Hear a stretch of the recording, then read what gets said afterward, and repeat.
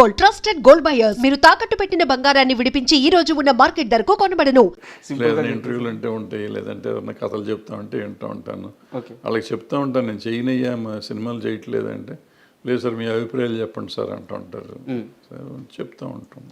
Sir మీది ముందు నుంచి ఫిల్మ్ బ్యాక్గ్రౌండ్ ఉన్న ఫ్యామిలీ, సో ఇక్కడ అన్ని బాధలు అన్ని ఇబ్బందులు పడ్డారు. సో దర్శకుడిగా కొన్ని హిట్స్ కొట్టారు, కొన్ని పరాజయాలైనవి, నిర్మాతగా కూడా సేమ్ అంతే. బట్ ఇక్కడ ఏంటంటే కార్మికుల కష్టాలు తెలిసిన వ్యక్తిగా చాలా సమస్యలు పరిష్కరించారు. సో ఇక్కడ అన్ని కష్టాలు నష్టాలు అన్నీ చూశారు, అన్నీ దాటొచ్చారు. కాకపోతే ఇప్పుడు మీ ఏజ్ నాకు తెలిసి 77 అనుకుంటున్నాను. సో ఇంత ఏజ్ ఇంత ట్రావెల్ అయిన తర్వాత కూడా మీరు ఒక కంఫర్ట్ లైఫ్ని సెట్ చేసి పెట్టుకున్నారు. మిగతా ఇండస్ట్రీలో మిగతా ఆర్టిస్టులు అందరూ ఇలా ఎందుకు ప్లాన్ చేసుకోకపోతున్నారు? కెరీర్ చివరికి వచ్చేలేకే ఫైనాన్షియల్గా అంటే వాళ్ళ యాక్టర్స్గా వాళ్ళ పీక్స్లో ఉన్నప్పుడు మంచి రెమ్యూనరేషన్ తీసుకుంటున్నారు, మంచి లైఫ్ని లీడ్ చేస్తున్నారు. చివరికి వచ్చేలేకే ఒకరి మీద ఆధారపడే పరిస్థితి వచ్చేస్తుంది. సో ఎందుకు ఇలా జరుగుతుంది sir?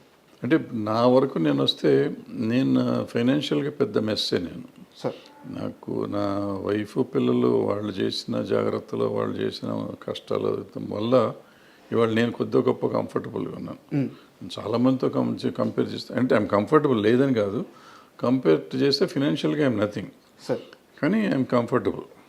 So that credit goes to my family, not me. నేనేం చేయలేదు. నేను ఇప్పుడు అందుకే నెక్స్ట్ తరానికి నేను చెబుతాను, నువ్వు పని చేస్తున్నప్పుడు ఫ్యూచర్ని గురించి ఆలోచించుకో, వయసు అయిపోయినాక ఆలోచించుకో. పిల్లల మీద ఆధారపడలేం మనం. సో మన మీద మనం ఉంచుకోవాలంటే మనం జాగ్రత్త పడాలి, అది చాలా ఇంపార్టెంట్. ఇప్పుడు నాలాగా ఎవరో ఉండకూడదు అనేది నా పాయింట్. నాలాగంటే నేను అట్లీస్ట్ మీరు చెప్పినట్టు కొంతలో కొంత కంఫర్టబుల్గా ఉన్నా. చాలామంది ఇబ్బంది పడుతున్న వాళ్ళు ఉన్నారు. ఆ ఇబ్బందులు పడకూడదంటే వచ్చినప్పుడు జాగ్రత్త పడాలి, పడకపోతే చాలా కష్టం, చాలా చాలా కష్టం ఇండస్ట్రీలో పర్టికులర్గా. ఎందుకంటే ఇండస్ట్రీలో ఎక్కువ దురలవాట్లకి అవకాశాలు ఎక్కువ ఉన్నాయి. సో దురలవాట్లు, డబ్బులు సంపాదించిన చాలామంది పెద్దవాళ్ళు, ఇప్పుడు అనవసరం పేర్లు, వాళ్ళందరికీ రకరకాల అలవాట్లు కానీ రకరకాల విషయాల వల్ల వాళ్ళ ఫ్యామిలీలు ఇబ్బంది పడే పరిస్థితి. విపరీతంగా డబ్బు సంపాదించి విపరీతంగా డబ్బులు ఉన్న వాళ్ళు కూడా వాళ్ళ ఫ్యామిలీస్ ఇవాళ ఇబ్బంది పడుతున్నారు. సో బాగా ఫేమస్ వాళ్ళు కూడా ఇక మామూలు వాళ్ళ సంగతి ఎంత ఉంటుందో చూడండి. తర్వాత కొంతమంది పిల్లలు చదివించినాక పిల్లలు వీళ్ళని చూడకపోవటం లాంటి కొంతమంది ఇబ్బంది పడేవాళ్ళు ఉంటారు. బట్ ఏదైనా మనని గురించి మనం ఆలోచిస్తూ మన పిల్లల గురించి ఆలోచించాలనేది నా పాయింట్. ఓకే, సెల్ఫ్ లవ్ అనేది అవసరం కంపల్సరీగా. ఎందుకంటే ఒక వయసు వచ్చినాక వాళ్ళు వెళ్ళిపోతారు పాపం, వాళ్ళకి మన సంబంధం చేయాలి కదా, వాళ్ళు చేయలేని పరిస్థితిలో ఉండొచ్చు. వాళ్ళు కూడా వాళ్ళ బతుకు తెరువు చూసుకోగలిగే పరిస్థితి తప్ప మన సపోర్ట్ చేసే పరిస్థితి ఉండకపోవచ్చు. అందుకని వాళ్ళ మీద ఆధారపడతాం కాకుండా మనది మనం చూసుకుంటూ వాళ్ళ కోసం చేస్తే బాగుంటుంది. ఎందుకంటే చూస్తా చాలామంది నాకు డబ్బులుగా అడుక్కునే పరిస్థితి ఉండటం ఇండస్ట్రీలో వాళ్ళని చూస్తే నాకు కొంచెం బాధేస్తుంది, కోపం వస్తుంది. ఈ పరిస్థితికి మనం వెళ్తున్నాం అంటే మనం ఏంటి, నా కెపాసిటీ ఏంటి, నేనేంటి అని ఆలోచించుకోవాలి. నాకు ఉన్నదానికంటే ఎక్కువ ఆలోచించుకొని నేను ఎఫర్ట్ చేయగలను. ఇప్పుడు సపోజ్ నేను సైకిల్ ఎఫర్ట్ చేయగలను అనుకోండి, కారు కొనేస్తాను. కారు కొంటే కారు మెయింటెనెన్స్కి, పెట్రోల్కి, ఈఎంఐకి డబ్బులు కావాలి, ఈ అప్పులు చేయాలి. నాకు అవసరం లేదు. ఎవరి కోసం షో చేస్తున్నావు? నీ జీవితం నువ్వు బతకాలంటే నీకు సైకిల్ సరిపోతుంది, లేదా బస్సులో వెళ్ళు, ఆటోలో వెళ్ళు. అది కాకుండా నువ్వు కారు ఎవరి కోసం, ప్రదర్శన కోసం చేసి ఆడు ఈఎంఐ వచ్చి లాక్కి వెళ్ళేది అసహ్యంగా. దానికంటే అసహ్యం మనకేముంటుంది జీవితంలో. సో ఎగ్జాంపుల్ చెప్పా. అట్లా మనం షో ఆఫ్ కోసం బతికేవాళ్ళు కొంతమంది, అవన్నీ మారాలి. మనం మారితే సింపుల్గా ఉంటుంది. సార్, మీరు నాకు వ్యక్తిగతంగా తెలుసు. కొన్నేళ్ల క్రితం మీ కింద మీ టీంలో నేను పనిచేస్తున్నాను. సో ఆ లీనియన్స్ తీసుకొని మిమ్మల్ని పరిధి దాటి ఒక క్వశ్చన్ అడుగుతున్నాను. తమ్మారెడ్డి భరద్వాజ్కి కోపం ఎక్కువ, తమ్మారెడ్డి భరద్వాజ్కి ఇగో ఎక్కువ, ఇలాంటి ప్రశ్నలు, ఇలాంటి మాటలు నేను స్వతహాగా వినున్నాను. మీ దాకా వచ్చున్నాయో లేదో నాకు తెలియదు. బట్ ఇదే సమయంలో నేను క్లారిటీ ఇస్తాను. మీ ప్రేమ నాకు తెలుసు, మీరు ఎంత మంచిగా ఉంటారో నాకు తెలుసు. అంటే నేను కెమెరా ముఖంగా ఇంటర్వ్యూకి వచ్చే ముందే చెప్పాలనుకుంటున్నాను, మీరు నాకు చేసిన సహాయం నేను చెప్తాను. నా ఆరోగ్యం చెడిపోయినప్పుడు, మీరు నా బాస్గా ఉన్నప్పుడు నన్ను కాపాడడానికి మీరు చేసిన సహాయం, అంటే లైవ్లో అప్పటికప్పుడు బాలకృష్ణ గారి పిఏకి ఫోన్ చేసి నన్ను బసవతారకం పంపించడం, లేదా అక్కడ కుదరకపోతే నాకు ముందుగానే డబ్బులు ఇప్పించేసి కంపెనీ నుంచి మీరు మొత్తం ఆ బాధ్యత అంతా తీసుకొని నన్ను కాపాడిన విధానం నాకు తెలుసు. బట్ మీరు అదే సమయంలో తిడతారు, అదే సమయంలో ప్రేమగా ఉంటారు. మీ మంచి ఎందుకు బయటికి వెళ్ళలేదు?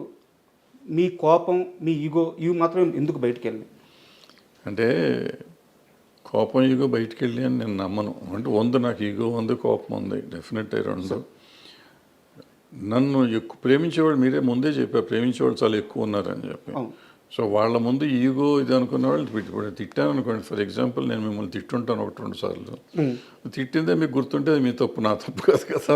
ఏదో తప్పు చేస్తుంటారు, తిట్టుంటాను. నా దగ్గర ఇంకో లక్షణం ఉంది, తప్పు అని నేను తిట్టినాక నేను చేసిన తప్పని చెప్తే తర్వాత వెళ్ళి క్షమాపణ చెప్పిన రోజు చాలా ఉన్నాయి. మీరు తప్పు చేశారనుకుని మిమ్మల్ని తిట్టుండొచ్చు, బట్ అది నేను చేసింది తప్పు, మీ తప్పు కాదని నాకు అర్థమైన తర్వాత వెళ్ళి నేను చాలామందికి చెప్పాను నా తప్పు అని. సో అది ఉంది, ఇది ఉంది. ఆవేశంలో మనిషి అన్నాక ప్రతివాడికి ఉంటుంది, ఉప్పు కారం తిన్నా కోపంలో వస్తూ ఉంటే ఉంటుంది. ఈగో అంటారా, ఏదో ఉంటుంది వయసులో ఉన్నది ఈగో. ఇప్పుడు అది ఈగోలు ఏమి ఉండవు. అది ఈగో అంటే ఈగో, అహంకారం అంటే అహంకారం, ఏదంటే అది. బట్ నాకు తెలిసి అంత అహంకారం కానీ అంత ఈగో కానీ నాకు లేవు. కొన్ని విషయాల్లో నేను చూపిస్తాను. ఫిలిం ఛాంబర్ ఇండస్ట్రీనా, నిర్మాత మండలి, ఆ ఫిలిం ఛాంబర్, లేకుంటే మా అసోసియేషన్ ఇండస్ట్రీనా, ఎవరు సార్ ఇండస్ట్రీ? ఎవరు ఇండస్ట్రీ కాదు, ఫిలిం ఛాంబర్. ఇండస్ట్రీ అంటే అసలు ఏం లేదయ్యా. ఇండస్ట్రీ అంటే ఏ ఇండస్ట్రీ అయినా ఉంది. ఇప్పుడు ఒక ఇదేమంటారు, ఓ వర్కరుకి ఏదో అయ్యి చచ్చిపోయాడు ఒక ఇండస్ట్రీలో. ఆ ఇండస్ట్రీ యాజమాన్యం ఏదో చేస్తుంది కదా, యాజమాన్యం అతనికి ఉంటే ఇన్సూరెన్స్ ఉంటే ఇన్సూరెన్స్ ఇస్తుంది, లేదంటే ఎక్స్గ్రేషియా ఉంటే ఇస్తుంది, లేదా ₹1,00,000 5,000 10,000 ఇస్తారు. ఇక్కడ ఇండస్ట్రీ ఆయన సంగతి మాట్లాడతలేను, నేనే అనుకుందాం కొంచెంసేపు. నేను ఎక్కడ పని చేశాను, వాడు నాకు బాస్. నేను ఎంతమంది దగ్గర పని చేస్తున్నాను. సో ఎవరు ఇప్పుడు నువ్వు చెప్పిన ఆయనకి నాకు సంబంధం లేదు. నేను ఇండస్ట్రీలో ఉన్నట్టే లెక్క. బట్ నాకేం సంబంధం, ఎవరు వచ్చి చేయాలి, ఎవరు వచ్చి ఎందుకు చేయాలి. ఇప్పుడు అందుకే ఇందాక చెప్పింది అదే, ఎవరి జాగ్రత్తలు వాళ్ళు ఉండాలని చెప్పింది అదే. అంటే కాదు సార్, నేను ఈ మొత్తం సినారియో అంతా ఎందుకు ఇంతలా అని అడుగుతున్నానంటే నాకు ఒక ఆన్సర్ కావాలి. ఇండస్ట్రీలో కొంతమంది ఉంటారు సార్, ఈరోజు నేను ఒక మంచి సీన్ తీసాను, ఇంటికి వచ్చి తాగుతాడు. ఈరోజు ఒక పెద్ద హీరో నన్ను భుజం మీద చేసి పలకరించాడు, వాడు ఇంటికి వచ్చి తాగుతాడు. ఈరోజు నా మీద కెమెరా పెట్టి 2 డైలాగులు చెప్పించాడు, వాడు ఇంటికి వచ్చి తాగుతాడు. సినిమా ఆడింది, వీడు తాగుతాడు. సినిమా పోయింది, వీడు తాగుతాడు. అంటే సినిమాను చూసుకొని మురిసిపోతూ ఆ ఆనందంలో వాడు చెడు అలవాట్లు చేసుకుంటా పోతూ ఉంటే ఫైనల్గా సినిమా వాడిని పట్టించుకోరు. అది అందరికీ తెలియాలి అనే ఉద్దేశంతో నేను మిమ్మల్ని పట్టించుకోండి. పైగా ఇండస్ట్రీ వాళ్ళు పట్టించుకుంటారనే తప్పు అసలు. సార్ నేను ఎంతమందితో పనిచేశాను సార్.